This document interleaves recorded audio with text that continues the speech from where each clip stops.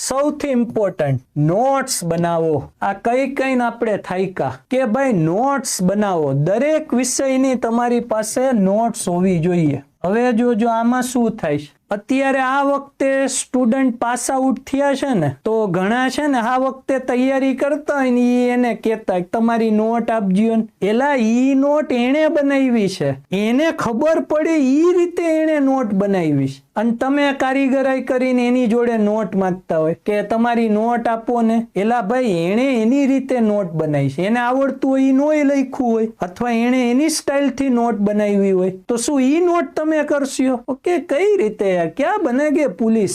બરાબર, મને તો ક્યારેક હસવું આવે મામાઓ. ઓકે, ક્યાં સ્તર જઈ રહ્યું છે. ઓકે, નવા સ્ટુડન્ટ જે પાસ આઉટ થયા હોય તો એનું તમે સ્પીચમાં ઈ કહેતા હોય કે મેં આ બધા વિષયની નોટ બનાવી, તો નીચે આવી જાય કે તમારી આપજો ને નોટ, મારે વાંચવી છે. એલા કાકા, તમારું ને એનું લેવલ હરખું છે?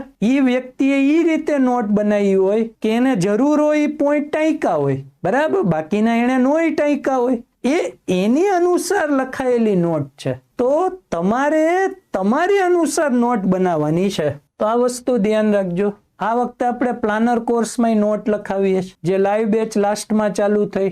આપણે જ અહીંયાથી નોટ્સ બનાવી દઈએ કે ભાઈ આ રીતે લખો, એટલે ઈ જ સોલ્યુશન લાવી દીધું નોટ્સનું. એટલે આપણા સ્ટુડન્ટને કોઈ ફાંફા મારવા પડે નહીં. તો આ વખતને આપણે ઈ કર્યું. તો નોટ્સ બનાવજો. ઓકે, કેટલાય આ વખતે નોટ્સ બનાવી છે, બરાબર, પ્રમાણિકતાથી કહી ગયો